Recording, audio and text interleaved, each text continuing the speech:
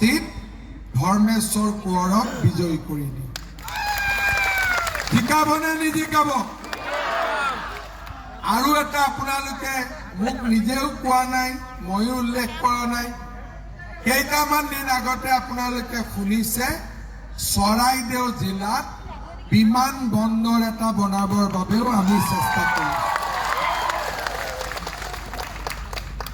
মানস, চৰাইদেউ, ডিফু এই গোটেইবোৰ অঞ্চলত মাজুলী আমি নতুন এয়াৰপোৰ্ট বনাবৰ কাৰণেও কাম আৰম্ভ কৰিছোঁ।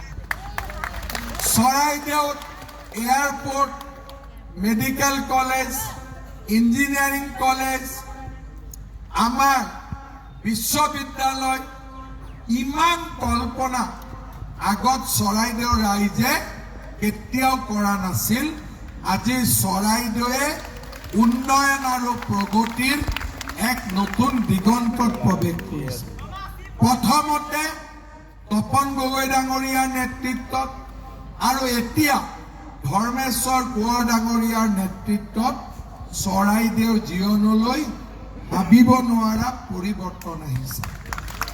আমাৰ কাৰ্যকৰ্তাসকলৰ দায়িত্ব বাগানৰ শ্ৰমিকক গৈ আমি বিজেপিক ভোট দিবলৈ আহ্বান জনোৱা, গাঁৱে গাঁৱে ৰাইজৰ ওচৰলৈ গৈ আমি ৰাইজক বিজেপিৰ বিষয়ে বুজোৱা আৰু সকলোকে লগ লাগি ধৰ্মেশ্বৰ কোঁৱৰক আমি 40-50 হাজাৰ ভোটত এইবাৰ বিজয় কৰিব লাগিব।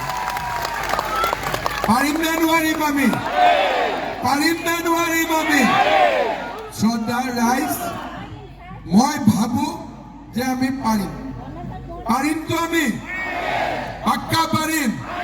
তেতিয়াহ'লে মোৰ লগত আকৌ এবাৰ কওক, ভাৰত মাতা কি, ভাৰত মাতা কি, নৰেন্দ্ৰ মোদী, নৰেন্দ্ৰ মোদী, ধৰ্মেশ্বৰ কোঁৱৰ, ধৰ্মেশ্বৰ কোঁৱৰ, ধৰ্মেশ্বৰ কোঁৱৰ, তপন গগৈ, লক্ষীনাথ দাসা, জয় আই অসম, জয় আই অসম, নৱনীতা সন্দিকৈ, নৱনীতা সন্দিকৈ, অনুপ সিং ৰাজপুৰোহিত, সকলো জিন্দাবাদ। ঠিক আছে, এতিয়া মোৰ লগত আকৌ এবাৰ নাচিব লাগিব, আকৌ এবাৰ মোদী চৰকাৰ।